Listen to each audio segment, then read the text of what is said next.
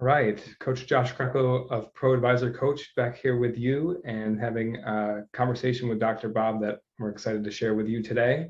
Just chatting a little bit off camera before we hit the record button about people and maybe even in particular focus. This has been top of mind for me in recent days, and how powerful we are when we focus on what we want to achieve, our goals, what we're striving for to fulfill a vision of our future self. And then, of course, the flip side of that is distractions and how we can be sidetracked from all these things. So I want to get your thoughts on this, Dr. Bob, because I know that's a part of the greater conversation we've had over the past couple of weeks of potential and achieving our potential. And then there's this other side of like, why do we stray? So I'd like to open up that discussion. Yeah. Yeah, good discussion, I think, Josh. I had a situation this past week.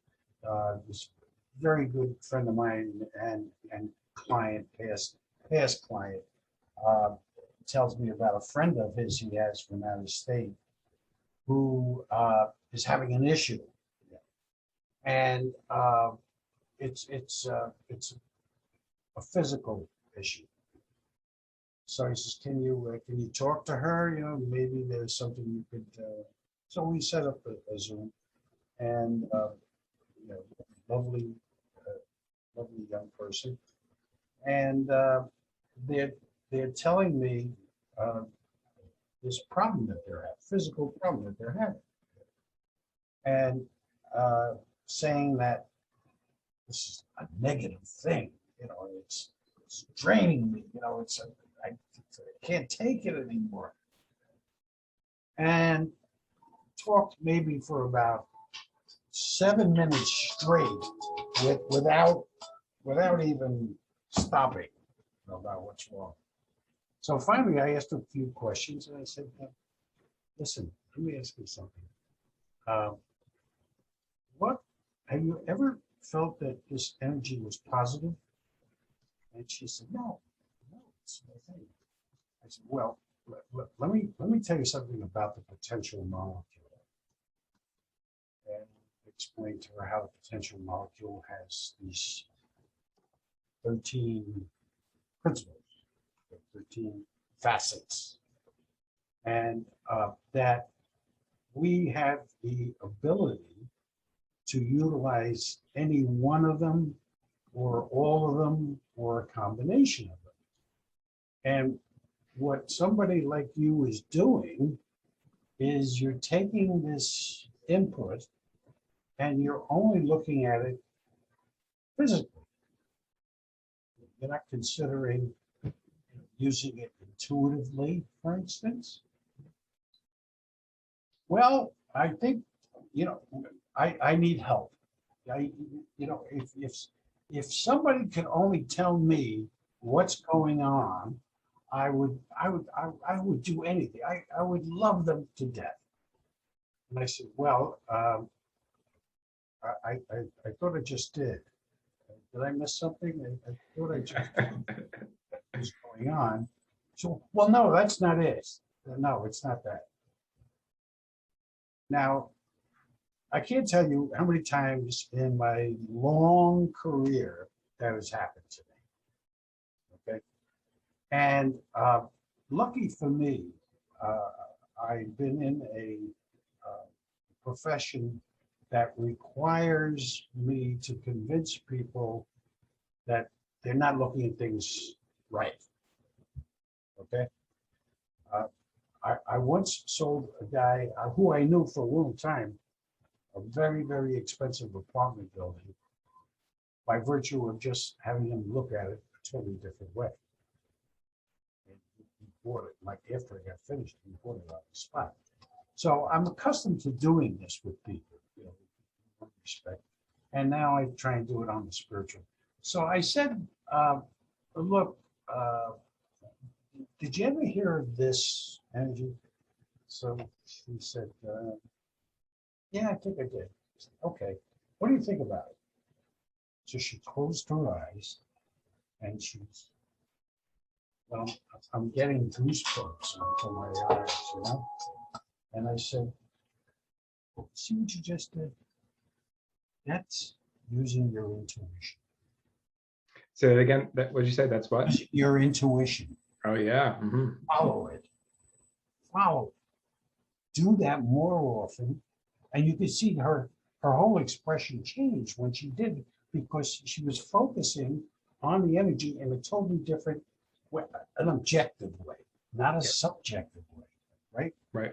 And you know, as a superior coach, that's exactly what you have to do to get people to get out of their own damn way.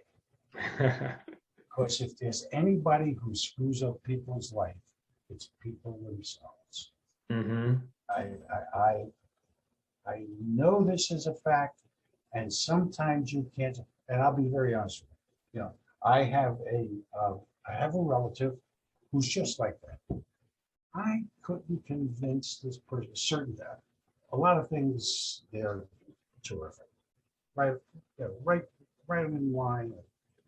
But there's one or two things that it just anybody of any age that's in the room knows that they're looking at it improperly, but not that. Okay?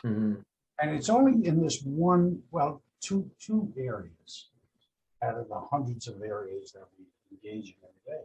So it becomes a challenge as an advisor, coach, or mentor, or I'm beginning to call myself a metaphysician these days, because first off, metaphysics was my favorite philosophy. I was a philosophy major, and metaphysics was the one that really captured me more than anything, had more meaning for me. So I try and use that to explain to people that you're living a subjective, kind of shallow life, and if you want super things in your life, then start looking at things. Start looking at them objective and see where you fit in. I'm sure you've had that experience. Yeah, well, it's I love this topic so much because this has been my journey in not only coaching my clients, but also for myself. So I think it comes from the basic belief system, as long as you're open to it, or whoever's watching this is open to it, that we're spiritual beings inside of a physical body. So the miracle of life is that we're given this chance to experience the world through our five senses. And that's all we know. That's our frame of reference. That's how we experience life. But I think the key is that we're all one, right? We're whatever you believe, we're the spiritual being with a physical body. Well, the physical body can't speak. Like the body's language is emotion and pain. So whenever something like that comes up, we tend to resist it. We don't want that pain. I have a stomach ache, or I feel like I'm getting drained. My energy is getting drained. But the reframe is that that's there to serve us. It's our body's way of telling us something to pay attention to. Yes. And to your point, like, this is what I love about questions. If you can get into a meditative state or separate yourself from the outside world, or even have a coach to coach you through this, ask a question to yourself. What does this mean? And your body will almost give you the answer intuitively. Like, this is what it means. I'm not paying attention to this. When you mentioned intuition, there's something that I'm ignoring or is not in congruency with the way I really feel about something. I'm resisting something. And that's what pain is. Pain in the body is to get you to pay attention to those types of things. Yeah, I totally agree. And the challenge for our field, coaching, advising, whatever, is to get people to understand. So here's the point I want to make with that, because I've learned this along my way. And I may have shared this in a previous conversation. I have a sign here next to my desk. It says, "The clients I seek are seeking me." I can't coach the uncoachable. even if somebody comes to me with a problem and they're not open to it, it's not a convincing thing, but it might be a question like, what are you willing to do to get on the other side of this? And if the answer is anything, I'll do anything, then we know we can have a conversation. But if it's like, whatever I say, well, I'm just going to dispute that. I don't believe in that. I'm not going to do that. Like, then it's just a waste of time. I'm not here to convince you. But if you want the answer, if you're open to other solutions than your frame of reference through your five senses, then let's have a conversation. The one of the principles, organizational principles of the theory of potential is feedback. And feedback is evident in every type of system, whether it's science, your closed system or an open system. Okay, and I there are people who I am able to see their answer sometimes within 5 minutes, sometimes within 1 minute too. Yeah, help me. Oh, that's not the answer. I don't want. Okay. Which goes to what you're saying about, they don't want to go through the pain. Mm-hmm. They don't want to open themselves up and look inside. I recently had a friend of mine whose wife had she had a form of cancer. She wouldn't admit it. She didn't even want to talk to him about it. She wouldn't admit it. But yet you could tell she was straining herself. And I kind of dropped a few hints that we suffer because of our own ignorance or fear or ego. I'm an inferior person because I have cancer. Well, if that's the case, boy, I'm really inferior. And I know a lot of other people, but with the feedback is such an important principle for consultants and priests and rabbis and what have you, because it immediately shows you where the issue lies. When I first realized this, I guess it was just about 40 years ago when I really started my path. It just changed everything inside of me, Josh. And I use it now to help people to get on track. And I have developed different methodologies to show advisors, consultants, as to how to do it without scaring the living pants off of them. And it works and it helps. The only problem that I find is that after a while people forget, or they fall back into old subjective patterns, common patterns, and that's why what I really would love to do is have this weekly, like what we're doing. Only have people on that are going to ask questions and have reminders. Well, we talked about that last week or 2 weeks ago. Did you forget already? Mm-hmm. Well, come on, get on board, and that's helpful, and it's honest, and it's deep.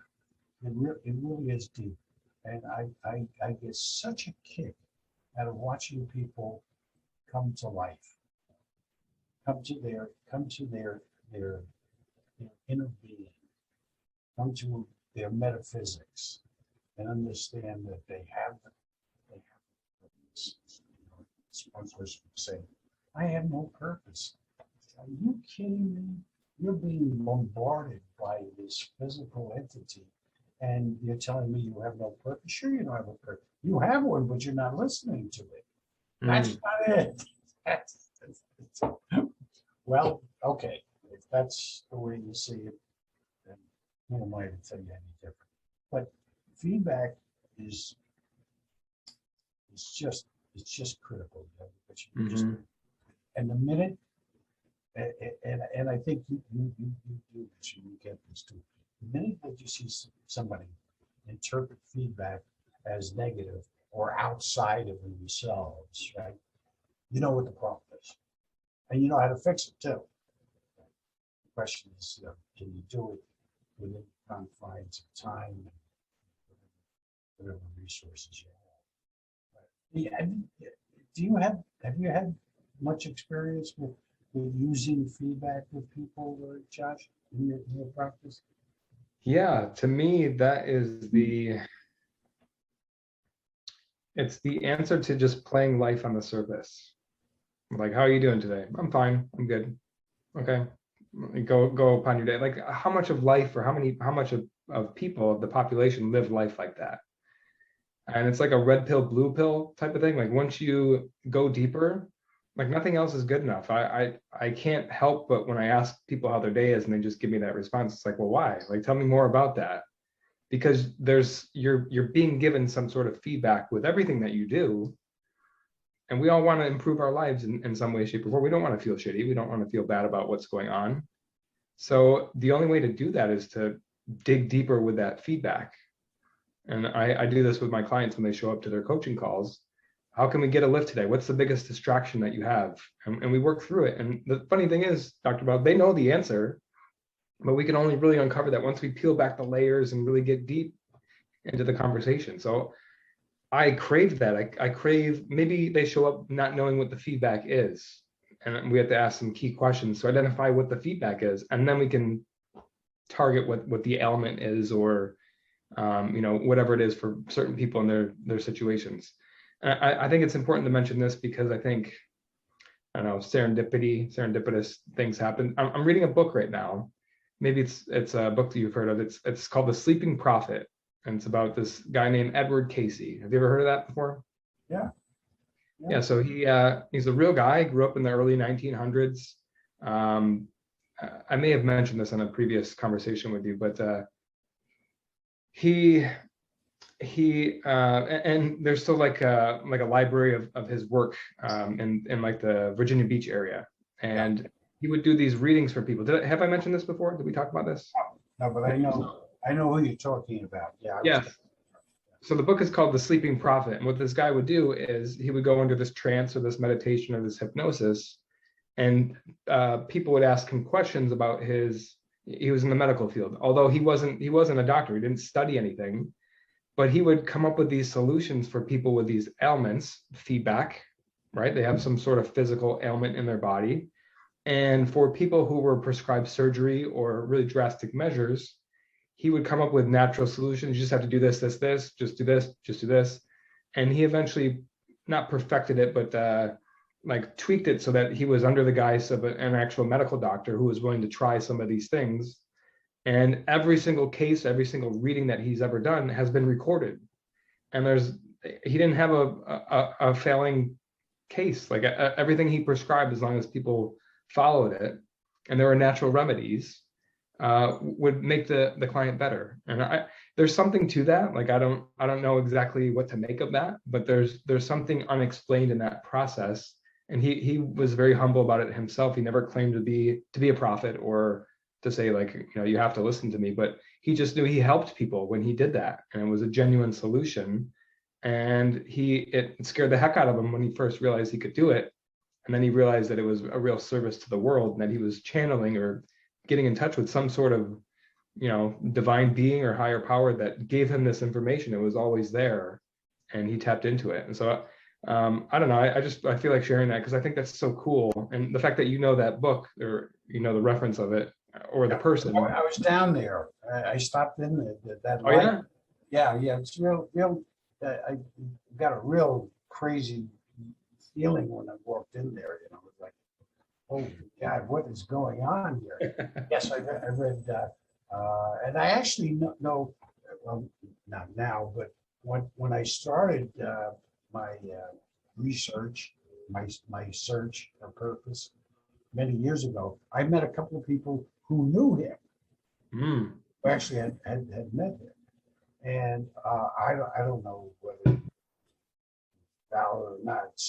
Seemed to be a lot of the things that he said were I thought very acceptable, not crazy, not wild. And it was curious because when I was down there, I was actually down. I was going to Duke University to give they have a clinic down there,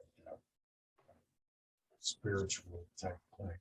And I was giving a talk on knowing, well, I was actually participating in a panel discussion on knowing God. Okay. And, these two, this one lady came up, very emotional, angels and whatnot. And then this guy came along and he was pretty good. And so by the time it got to me, I had looked, they said everything. So I said, I want to tell you a story about God. This guy's walking along one night, going home, and he passes by this alley, and he sees this guy laying in the alley, and the guy is almost totally nude, except he's got a line pulled around. And the guy goes in to help him, and he's got blood coming from his head, and he's got blood in his hands and whatnot. So he takes the guy into his apartment, cleans him up, and the fellow says to the guy, "You're a very kind person." He said, "You're a very trusting person. And I'm going to tell you a great secret. I am Jesus." And the guy says, "What are you kidding me?" He says, "This is the 20th century. You're telling me that." He says, I am Jesus." He says, "I came through a portal from ancient history, and I ended up here." He said, "Really?" "Okay." He said, "If you're Jesus, I want you to do something for me." "What would you want me to do?" He said, "I need a new face. I want a better looking face." So Jesus character said, "Okay." So to this table where there's a old phone directory. And he opens up the phone directory to the yellow pages, and he's looking through it. He says, "What are you doing?" He says, "I'm looking for a plastic surgeon." And the story is so profound in that the power of the universe is always there, and we don't recognize it. We have this image, and I talk to rabbis about this a lot. How do you know if somebody is the Messiah? Are they going to say it?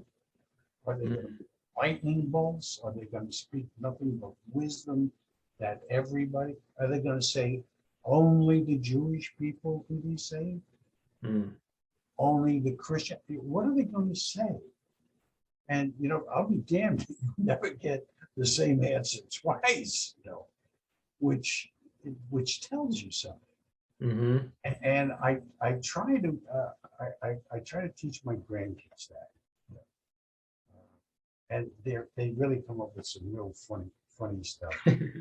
we have a lot of fun with it, but it opens their minds to another reality that most of us don't realize, and most of us don't engage in. And I feel sad about that. We were talking about that earlier. How few people are available for guys like us to get. We spend maybe a half hour, an hour a week together, maybe, and I'm feeling. For the rest of the time, I'm feeling kind of lost. There's a couple of guys that I do communicate with, but to be with people that are really genuine and searching for their own mystery, their own purpose, their own mission, is so gratifying, and it's so essential to good living. People don't get it. They're not there. But once you find somebody that opens to it, man, it's just the greatest feeling. That's just it. And it starts with a little seed that gets planted deep within. If you think of your journey, in the beginning, there's hesitation, right? It's like, this is weird to me. Like, it doesn't make sense. It goes against what I've been taught. Like, there's a lot of questioning to it. And think of where you are today, right? So there's other people who are on your similar path that are advanced as you are in your expression of this. And then there's other people who are open to the discussion. And I think we may have mentioned this last time. I think there's more and more people who are open to it because we live at the peak of human history. It's one of my favorite sayings, because we can get anything in the snap of a fingers. Think of Amazon and all these businesses. Like, you can order something online, it'll be there the same day. Like, it's crazy. And we're still not happy, Dr. Bob. We're still not happy. So it leads you to believe that there's something else out there. And I think more and more people are waking up to that, with like achieving things that they want, that they think will bring them happiness, and still not being happy. It's like, oh my gosh, there's something more to this. And I think, like I mentioned before, there's a growing community of people like you and me that just value the conversations, because I think every time I talk to you, I expand my knowledge or my beliefs or ideals about this type of thing, and it fills in the picture a little bit more. If it started with a blank circle, maybe a little colors going in here, a little colors going in here, it's starting to fill out the more conversations I have. And I think you mentioned the same thing yourself. So we're all still progressing on this journey.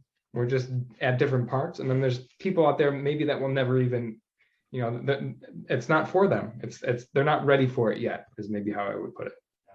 And Josh, unfortunately, I mean, I'm pretty good at predictions. And I'm a pattern man.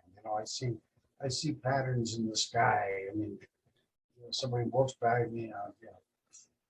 It's my 6-year-old grandson the other day at dinner said to everybody, "I'll bet nobody can guess what I'm going to be when I grow up." And I said, "You're going to be a soldier."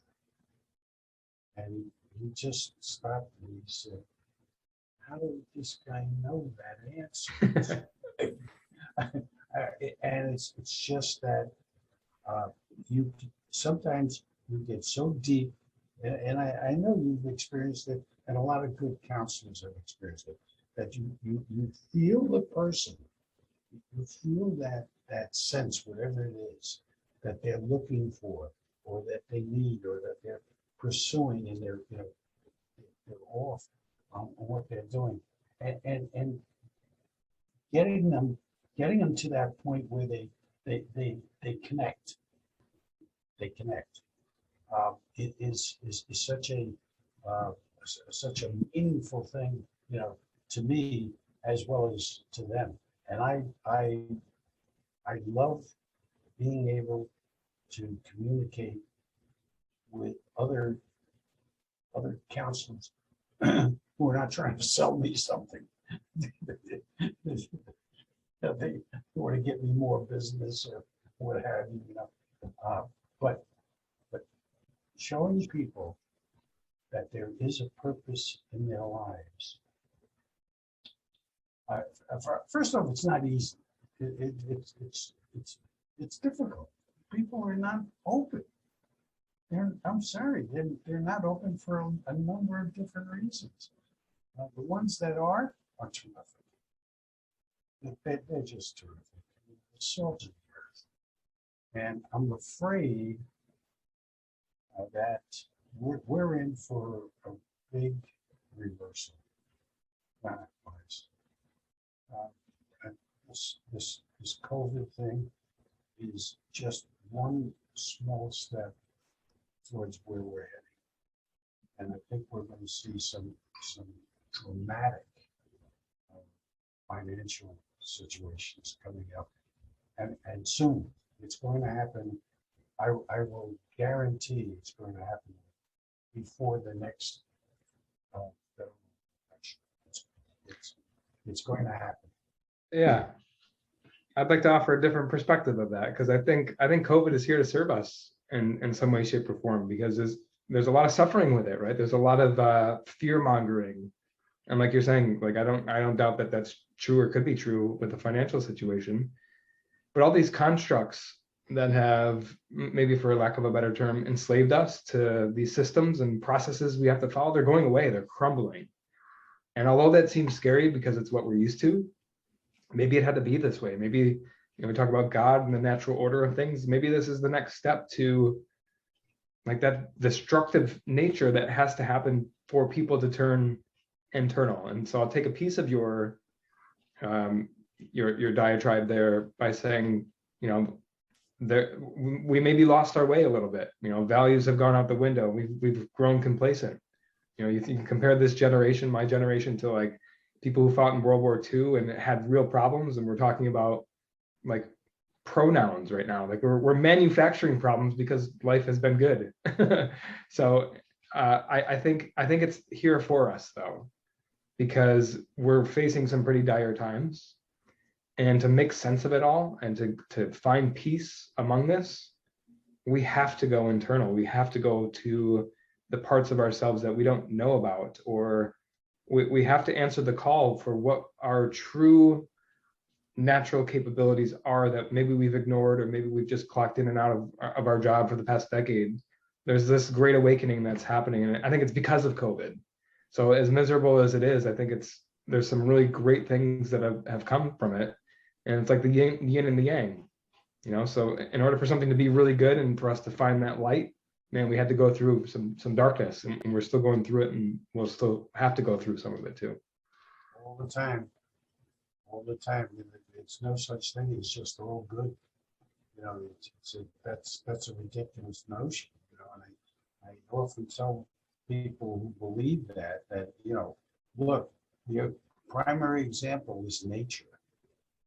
Nature, you go out the door and gee, you see a beautiful sunset, you see gorgeous trees and flowers and fields.